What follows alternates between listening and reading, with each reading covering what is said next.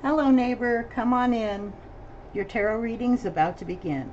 Welcome, welcome to Nonny's house. I'm your mystical Annie Nonny Mouse. Thank you so much for coming in today.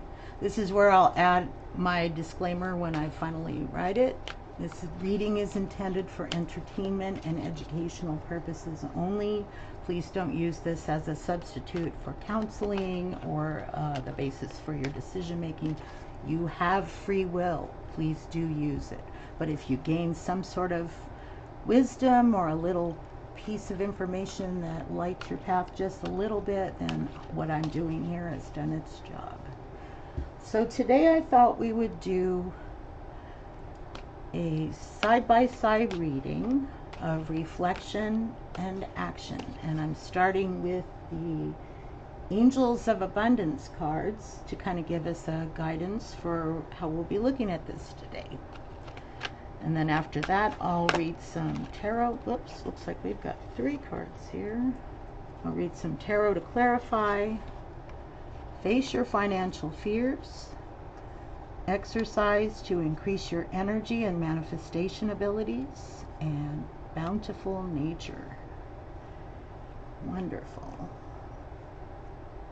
So let's start with the card in the center. This is the overall energy and the heart of the matter.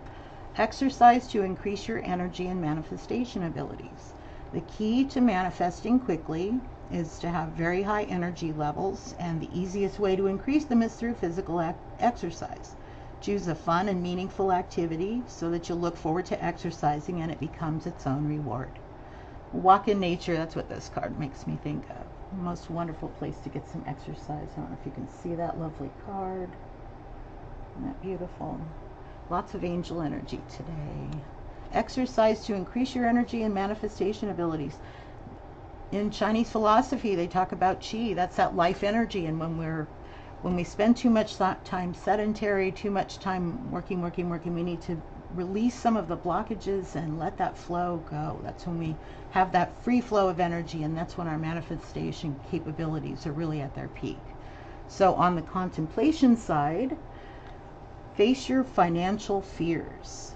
When you're honest with yourself about fears of success or failure, they can no longer control you. Be free of hidden fears by exposing them to the light of awareness, and you'll realize that you in fact have nothing to fear, and that every successful person has struggled with and released these self-doubts. I love this image. This is that classic guardian angel image. The 2 little children, so vulnerable, walking across those rushing waters, and that angel's just making sure that they stay safe. And sometimes we can lack that sense of security around our finances, especially if we've known a lot of lack in our lives or if we've suffered a lot of setbacks. And also now we live in such uncertain times, it's really hard to feel secure. And when we feel those fears, they block that flow of energy again. So facing your financial fears, even just reflecting on where does that come from?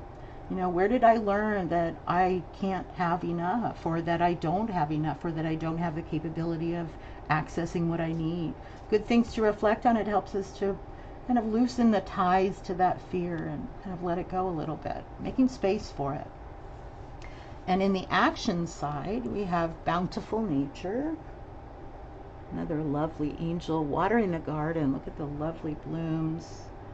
Spending time in nature helps shift you to a higher vibration and reminds you of God's infinite abundance.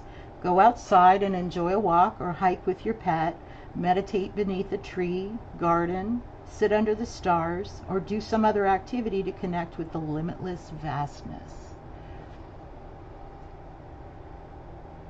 We in our technological age, we're so disconnected from nature, and sometimes we feel like if we can master all that digital stuff, you know, get our heads around how things work and think we can think with the mind of God, that we can eliminate all the things that trouble us and, you know, increase the amount of blessings that we're able to manifest. But we need to keep ourselves in that sense of perspective. That scope of imagination can sometimes run away with us, and spending time in nature reminds us just how small we are compared to the universe. I mean, just what we see in nature here on Earth is awesome. It's awe-inspiring. It reminds us that there are things way bigger than ourselves and our little troubles and our little goals and things. And it keeps us in a sort of perspective, that humility of, while my feelings, my fears, my dreams, my passions may seem enormous and overwhelming, in the grand scheme of nature and the universe, they're not quite so big. And maybe that makes it a little bit easier to find ourselves a path forward, if we know there is a path and we are not the path. All right, let's get some clarification into,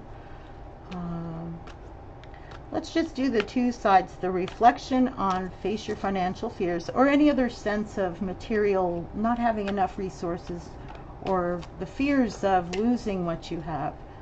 Let's start with the reflection on, there we go, Ace of Cups. Ace of Cups, that inrushing of the God energy, that overflowing of abundance. When we let go of our fears, we recognize that the universe is abundant, whether or not we see it as such. We see it all around us, the signs that consider the lilies of the field, how fair are they clothed, to paraphrase. When we can see that abundance around us, through that reflection, removing our fears, we start deepening our connection with that abundance within us as well as around us. As above, so below. As within, so without. The struggles that we have with our finances are a reflection of the struggles we're having within us around being secure and feeling adequately nourished in life. All right, what else do we have? Five of Wands. It looks like they're fighting, but you know that none of them seems very passionate about it. The Wands are generally a very passionate energy. When it comes to our fears around our security in the material world, whether it's finances or, you know, a stable community of friends, or, you know, stableness in that stability all around us, that financial is a representation of our ability to move forward despite setbacks. All of this is sparring. They're not truly really trying to hurt each other. They look like they're just kind of practicing. And so a lot of what we're doing in life, our fears make us practice, make us have to rise to the occasion. If we can let go of our fears, we can make choices about how we make moves instead of just feeling like we have to fight and blindly swinging. And the final one for this column is the Tower. Tower always puts me in mind of setbacks, of that, you know, everything seems so great, but if it's not built on a firm foundation, or if it's not connected into your spiritual purpose, then it's always vulnerable to acts of God, things that will take things down. But the cyclical nature of life, even if you don't so-called deserve a setback because of a bad attitude or whatever, things happen to good people too. And Tower moments are a reset of our way of thinking about the world, our way of operating in the world. And sometimes our Tower moments will remind us of our own strengths, that even if we lose resources, we still have resources within ourselves, and we still have resources among the people who care about us and the people we care about. It's that connection, reminding us that it's not just us alone. It's not just me falling out of the tower. It's also the other people around me who are impacted by my life and my choices. Okay, let's look at the action column. Let me get a drink of water first. Appreciate your patience.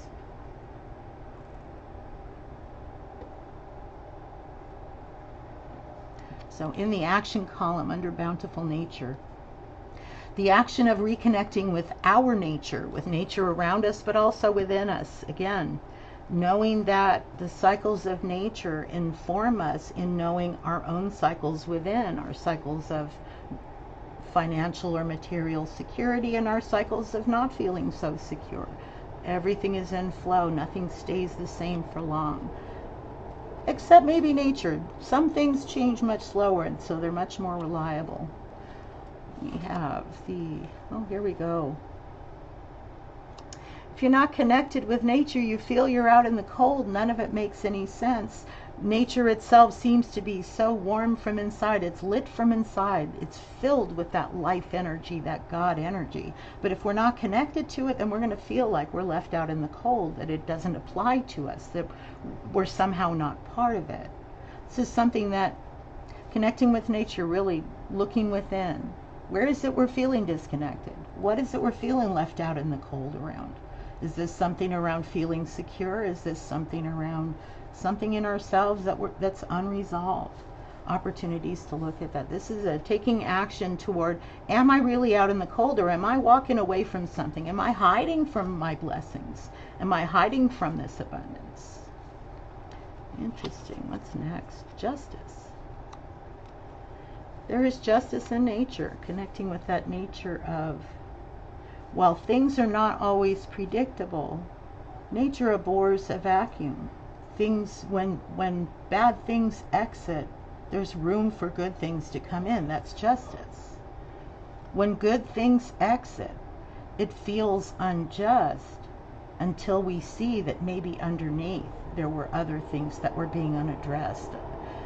I like to think of it as like, say you have an antique chest of drawers. Maybe you inherited it from your family. It's been in your family for many years. It's really beautiful workmanship, wonderful wood. The finish is really good, not despite the fact that it's so old. And yet one day it just starts falling apart. For some reason, maybe termites, whatever, got in there and broke it down. And as it falls apart and you're bemoaning this wonderful, valuable, really precious thing falling apart, you discover inside tape there's $50,000. And while the catastrophe of losing that wonderful chest of drawers, that, you know, that heritage, there's always that possibility of finding that blessing in the loss. Not to trivialize anyone's loss as, well, that's a blessing in disguise. That's very, very shallow way of looking at it. But once you've had a chance to go through the work of feeling those feelings and feeling that loss and sorting through what's left to see if there's anything salvageable, even recalling the good things to remind you that it's not all bad. That's justice. That's that balancing of the energies. And the last card in this column, if I can, there we go, the Devil. The Devil talks about addictions, talks about the ties that bind. It talks about the ways that even good things can lead us down bad paths. I mean, being too obsessed with nature to the exclusion of that balance. Always wanting to run out to nature instead of addressing the feelings of lack or the sense of that needing for justice. The devil can take a good thing and turn it into something twisted, and before you know it, your pleasures become your pain. Actions to take in these respects is, it goes back to reflection. Goes back to reflection, reflecting on addressing your fears. The fears that you feel will directly correspond to the sorts of actions you take in the world. When you're in a thorny place of pain and fear and that feeling of lack, your actions are going to reflect that, and you'll end up with negative things coming back at you and not understanding why, because it's from a mindset, that energetic level that you're coming into a situation with, where you're maybe not making completely conscious choices and you're just sort of reacting out of that sense of fear, pain, lack. Justice. And not leaving yourself out in the cold, knowing that you have your resources, you have your abundance, you have your life skills that you've practiced, and you've experienced your tower moments. Let's see if we can find a way to tie these together. Let's see if the cards will tie these together for us. Let me switch to the Mythic Tarot. That sense of lack really does end up interfering with so many things, that there's not enough to go around. It's every man for himself. We end up feeling so competitive with one another, even those we love. This one wanted to come out on top. Seven of Pentacles. Hard work, negotiation, bringing the gifts that you have, knowing what you have, knowing what your resources are within and without. Sometimes it helps to take an inventory of what you really do know, what you really do have, and what maybe you don't have anymore that you've been counting on. Maybe things aren't as they seem. It always helps to reflect on where your abundance is flowing or where it's not flowing, where you've been practiced and where maybe you can use a little more practice. How you've weathered your tower moments. Have you just run from the pain? Have you really dug in and looked at the ways that this has impacted you and the lessons you've learned from it? Same thing here.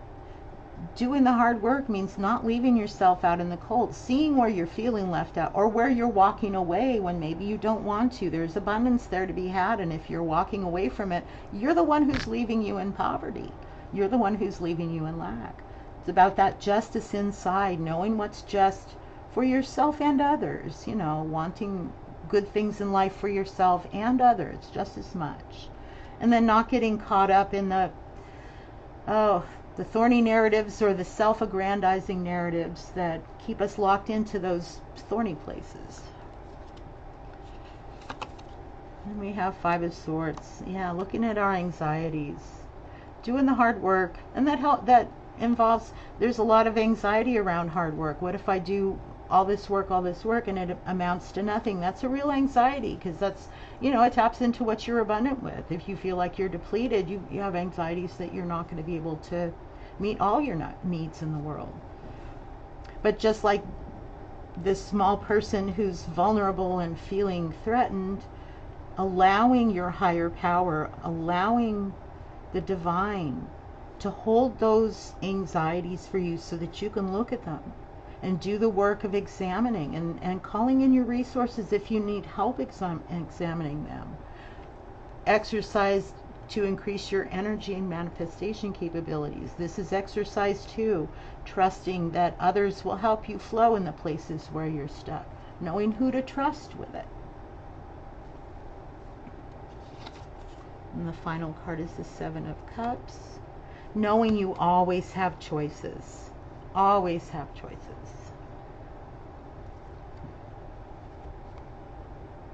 Between the Tower and that being stuck in something, being locked into something, being stuck in those cycles of heaven and hell. When you're at your rock bottom, when you're at your lowest, even then, there's something you can do. There's something you can do. There's something you can choose. You can choose, even at the bottom. Let's get some encouraging messages from the universe. This is the Universe Has My Back deck. I love the messages in this. We'll see what kind of guidance there is going forward.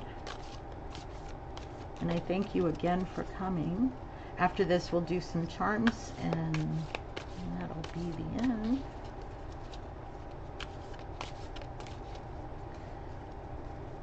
If you found this reading helpful or inspiring, or you got a little laugh out of it or whatever, you just think I'm ridiculous, please feel free to leave a like or a dislike. I'd appreciate a subscribe and a share if you're in the mood. If not, that's cool too. For in the reflections category, we have my capacity to tune in to the energy of love gives me the words I need when I'm ready to speak up, the compassion I need when it's time to forgive, and the power I need when I'm lost. Wow, this one really, really flows with the Serenity Prayer. My capacity to tune in to the energy of love gives me the words I need when I'm ready to speak up, the compassion I need when it's time to forgive, and the power I need when I'm lost. And I love that this came up in the reflection column. This is something we really need to apply to ourselves. We need the energy of love for ourselves to give us the strength to speak up when we know we need to. We need to love ourselves enough to be our own best advocate. The compassion I need when it's time to forgive.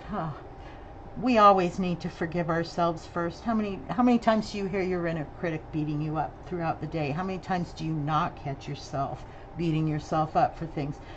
compassion for yourself.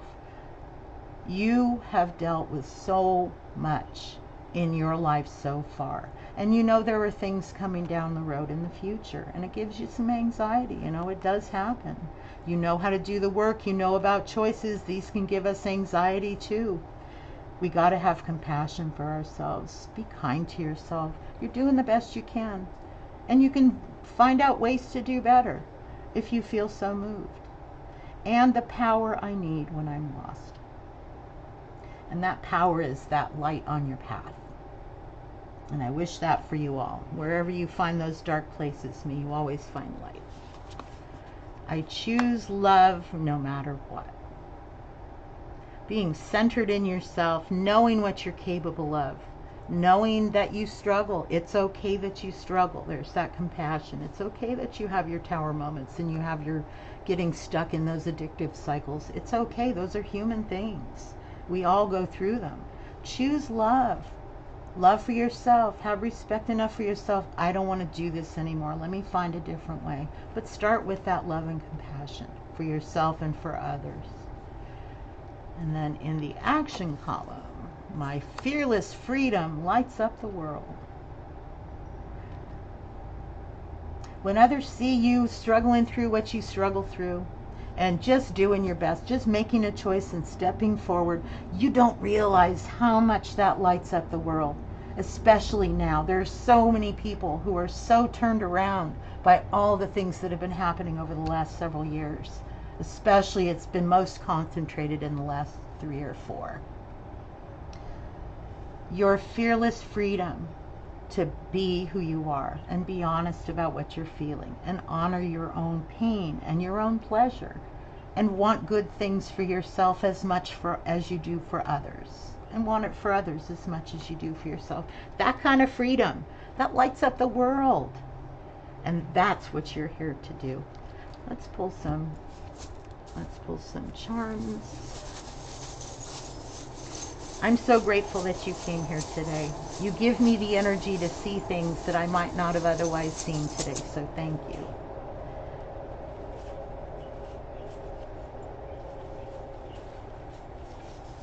All right, let's see what lovely little messages we have from the charms. That looks good.